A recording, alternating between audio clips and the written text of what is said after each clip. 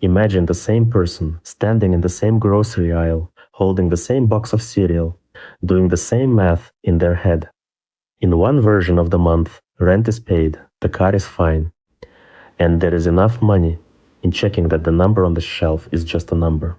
They compare two sizes, pick the better unit price, and move on. In the other version, the same person has $17 left until Friday. The gas light is on, and the bill they forgot about is sitting in their email like a threat. Now, the same cereal decision feels different. The cheaper box wins even if the larger one is the better deal. The mind is not calmly optimizing. It is trying to survive the week. That is the part people get wrong about being broke. From the outside, the mistake looks simple. Why did you pay the late fee? Why did you buy the smaller package? Why did you use the expensive credit? Why did you ignore the bill until it got worse? The easy answer is character. Lazy, impulsive, bad with money. But the easy answer is also the cruel one, because it quietly assumes that the person making the decision had the same mental room as the person judging it. This video is about a different answer.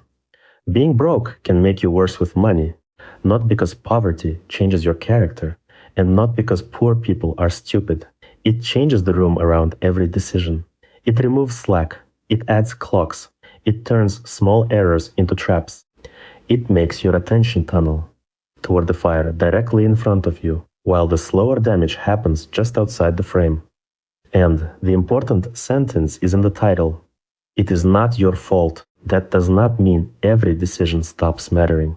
It means shame is the wrong diagnosis. If the problem is bandwidth, then the solution is not becoming a better person. The solution is building a money system that still works when your brain is tired, scared, and overloaded. The cleanest way to see this is to compare two lives that look identical from the outside for 1 minute. Same store, same prices, same person, same intelligence. The only difference is slack. Slack is the cushion that lets a mistake stay small. If you have slack, a forgotten subscription is annoying. If you do not, it can trigger an overdraft. If you have slack, buying the smaller package is inefficient. If you do not, buying the larger one may mean there is no gas to get to work. If you have slack, waiting 2 days to pay a bill is a calendar issue. If you do not, it becomes a fee, a credit score hit, and a phone call you avoid because you are already exhausted. This is why a lot of money advice sounds correct and still feels insulting. It says, buy in bulk. It says, automate savings. It says, keep 3 to 6 months of expenses. It says, never pay interest. Fine. In a world with slack, those are reasonable defaults. But the person without slack is not choosing between a smart path and a dumb path. They are often choosing between two bad paths and trying to pick the one that explodes last. That distinction matters, because without it, we misread the behavior. We see someone make a choice that costs more over a year and call it irrational. But they may be solving for Friday. They may be protecting the job interview, the prescription, the childcare pickup, the rent portal that locks at midnight. The annual spreadsheet can be right and still miss the emergency happening inside the week. In 2012, Anuj Shah, Sendil Mullainathan, and Eldar Shafir published a paper in Science called Some Consequences of Having Too Little. The idea was not just that scarcity is unpleasant. It was that scarcity changes attention. When something is missing, it captures the mind. You focus harder on the shortage. Sometimes that focus helps. If a deadline is tomorrow, the deadline gets your best attention.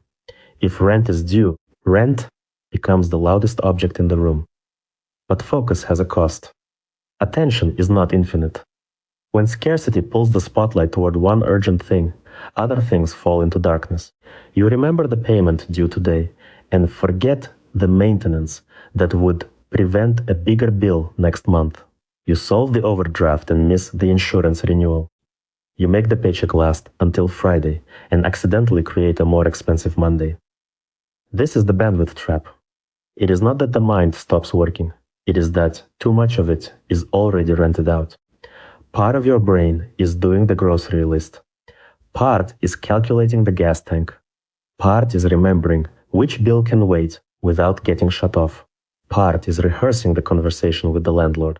Then someone asks you to compare interest rates, read a benefits form, or pick the best repayment option, and acts surprised when you do not perform like a calm accountant. The money code version is simple. Scarcity is a tax on attention. You do not see it on the receipt, but you pay it anyway. There is another uncomfortable part. Scarcity can make you look inconsistent.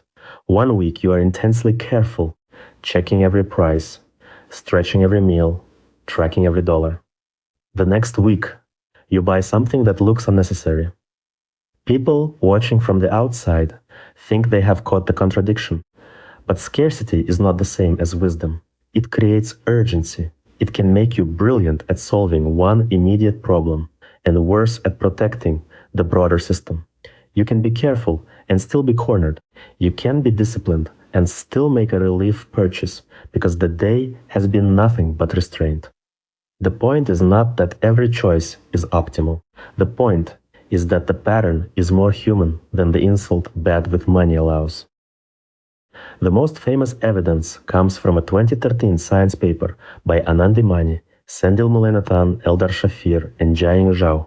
Poverty impedes cognitive function. The title is blunt, and it is easy to misuse, so we need to be precise. The researchers did not argue that poor people are less intelligent. They studied whether financial pressure itself can consume cognitive resources.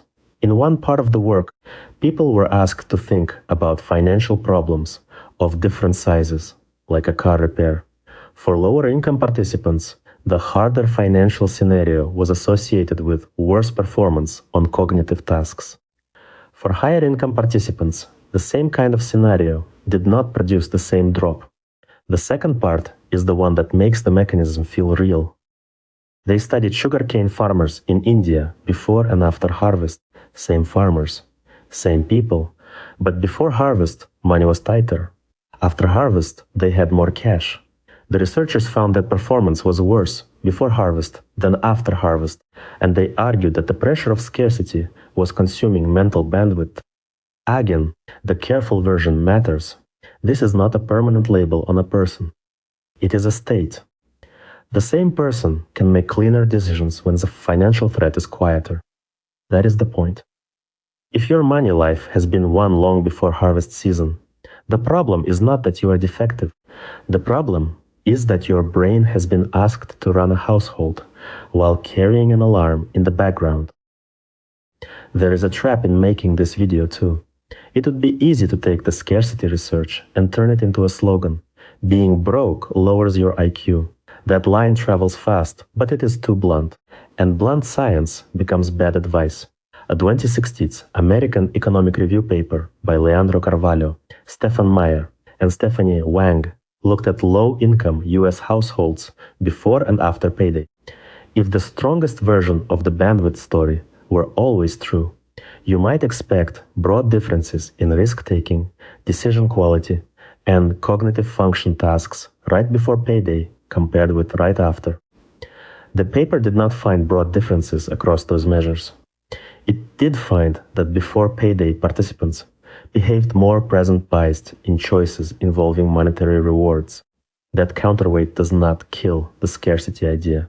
It sharpens it. The honest claim is not that every broke person becomes cognitively impaired in every setting. The honest claim is that financial scarcity can narrow attention, increase present focus, and make certain money decisions harder exactly when mistakes are most expensive. That is enough. We do not need to exaggerate the science to make the moral point. A person can be fully capable and still be overloaded. A system can punish overload while pretending it is punishing irresponsibility. This is also why the right documentary question is not, does poverty make people dumb? That question is insulting and scientifically sloppy. The better question is, what happens when ordinary human limits meet an environment with no margin for error? Everyone forgets things. Everyone avoids unpleasant tasks.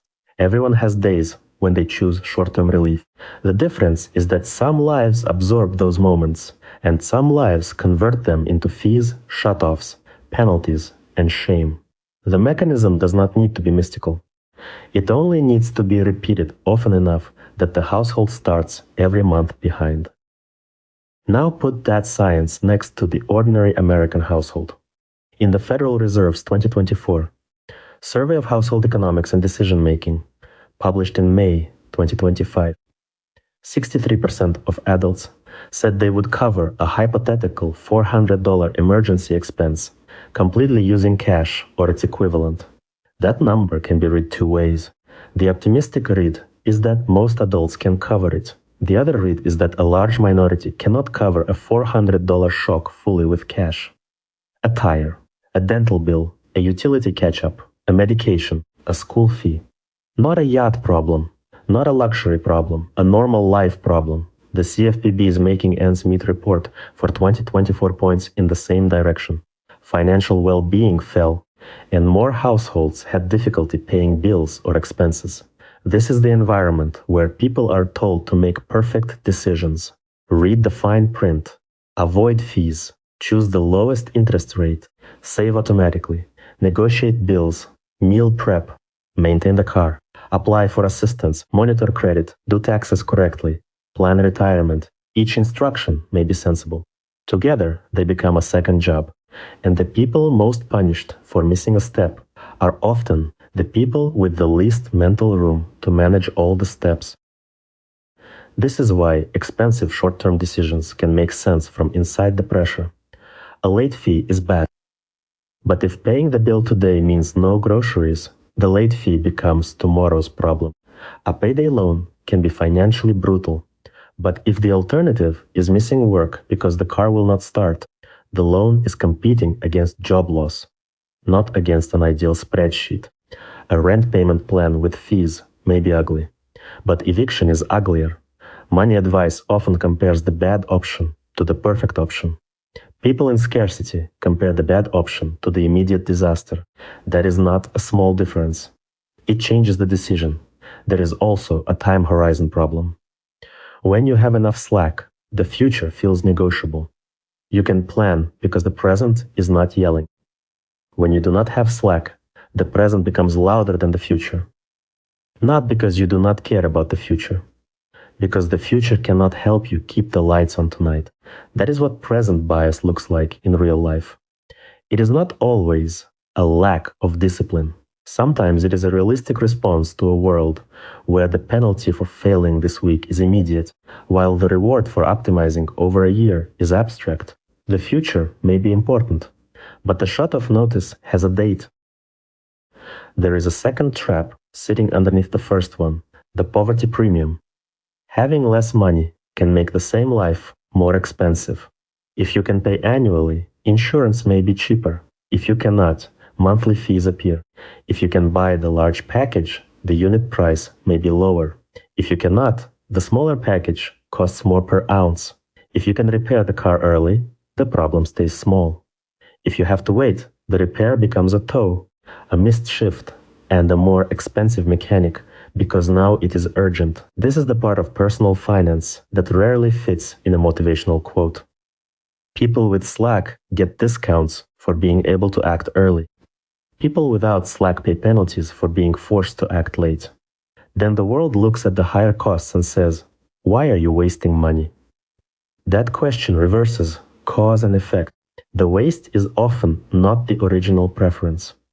It is the price of constrained timing.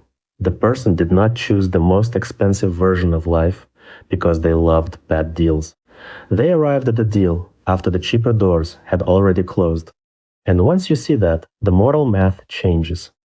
A late payment is not only a failure to pay on time. It may be evidence that the timing of income and the timing of bills are mismatched. A small debt is not only a sign of overspending. It may be a buffer being rented at a terrible price because no cheaper buffer existed. The system keeps selling emergency liquidity to people who need calm liquidity and then calling the markup a lesson. The cruel part is that scarcity does not just make decisions harder. It makes the consequences of imperfect decisions larger. If a comfortable household misses a payment by accident, they may pay a fee and feel annoyed. If a fragile household misses the same payment, it can trigger a cascade. The fee reduces the next week's cash. The reduced cash forces a cheaper repair. The cheaper repair fails. The car misses work. The missed work reduces the next paycheck.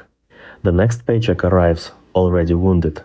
This is why the phrase bad with money is often backwards. We call someone bad with money after watching them live in a system where one small miss becomes 5 costs.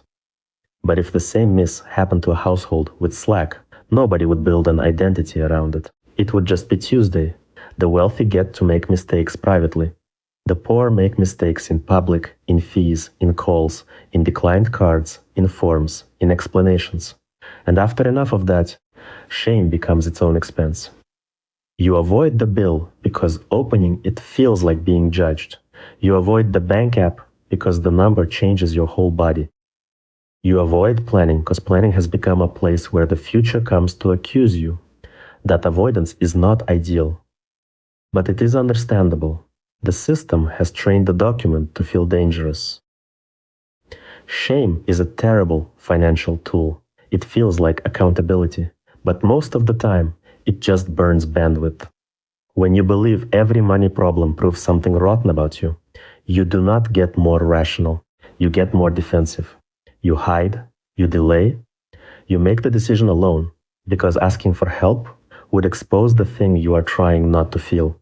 You turn a solvable administrative problem into a private identity trial. This is why the title says not your fault before it says what to do. Blame is not neutral. It changes behavior. A person who feels stupid avoids evidence. A person who feels trapped grabs relief. A person who feels judged stops sharing information until the situation is already expensive. The better frame is responsibility without humiliation. You are responsible for the next move, but you are not required to pretend the board was fair. You can admit the scarcity has been taxing your attention without giving up agency. In fact, that admission is where agency starts. Because if the problem is bandwidth, the question changes from how do I become a different person to how do I make fewer fragile decisions while under pressure. A low bandwidth money system has one job: protect your future self when your future self is tired. The first rule is calendar before budget. A budget asks where the money should go. A calendar asks when the danger happens. Put rent, utilities, insurance, debt minimums, medication, childcare, subscriptions, and expected irregular costs on 1 month view. The goal is not beauty. The goal is to see the collision before the collision sees you. The second rule is pre-decide the ugly priorities. When there is not enough for everything, the brain wastes enormous energy renegotiating the same pain. Write the order when you are calm: housing, work transportation, food, medicine, utilities, minimum debt payments, then everything else. Your order may differ. The point is to make the hierarchy before panic starts making it for you. The third rule is create friction against the most expensive emergency reflex. If one app, card, or loan is the thing you reach for when scared, do not rely on willpower at midnight. Add a waiting step. Remove the saved login. Put the card somewhere annoying. Write a note that says what this option cost last time. Friction is not moral strength. It is architecture. The fourth rule is keep a tiny Slack account if you can, even if it feels embarrassingly small. $10 is not a full emergency fund, but it can stop one overdraft. $50 can keep a small problem from becoming a cascade. The first goal is not financial independence. The first goal is stopping one domino.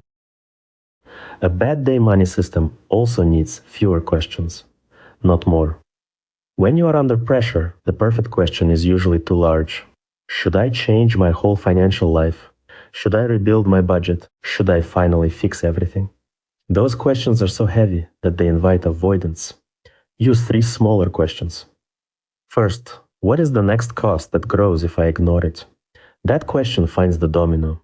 It may be a fee, a shut-off, a missed shift, a prescription of a form deadline. You are not solving your whole life. You are finding the cost that compounds fastest. Second, what decision can I remove? Autopay is not always safe when balances are thin, but reminders, separate folders, named accounts, and pre-written scripts can remove friction. The goal is to stop asking your most exhausted self to recreate the whole plan from memory. Third, what would make the next mistake smaller? Maybe it is a $10 buffer. Maybe it is calling before the due date instead of after. Maybe it is moving one bill to a different day. Maybe it is telling one trusted person the real number. This question matters because perfection is a trap. Scarcity does not need you to become perfect. It needs one less cascade. This also changes how institutions should treat people under pressure. If scarcity taxes bandwidth, then complexity is not harmless. A form with 12 steps is not just paperwork. A benefit that requires perfect timing is not just administration. A fee schedule that punishes one mistake is not just policy. These are cognitive toll booths placed in front of people already short on attention. Good design helps because it removes decisions at the moment they are most likely to fail. Reminders help, grace periods help, simple repayment choices help, default options help, plain language helps, shorter forms help. A human who can explain the next step without humiliation helps. And in your own life, help may look less dramatic than motivation. It may be a calendar on the fridge, a bill folder, a recurring reminder 3 days before payday, a friend who sits with you while you open the mail, a rule that says no major financial decision after 10 p.m., a script for calling the utility company, a separate account named rent, not because names are magic, but because clarity saves attention. The point is not to romanticize being broke. Scarcity is not a productivity hack. It is not noble. It is expensive, tiring, and often humiliating. The point is to stop confusing the symptoms of overload with proof of personal failure. So if you have ever looked at your bank account and wondered why you keep making decisions that your calmer self would never choose, I do not think the first answer is that you are bad with money. I think the first answer is that money has been taking up more of your mind than anyone can see. The bill is visible, the fee is visible, the purchase is visible, the bandwidth tax is not. Nobody sees the hours of calculation, the background panic, the trade-offs, the avoided envelope, the way one surprise expense changes the emotional weather of an entire week. That hidden load matters. It does not excuse every choice, but it explains why advice built for calm people fails inside chaotic months. It explains why shame makes money worse. It explains why the first useful system is not the most optimized one.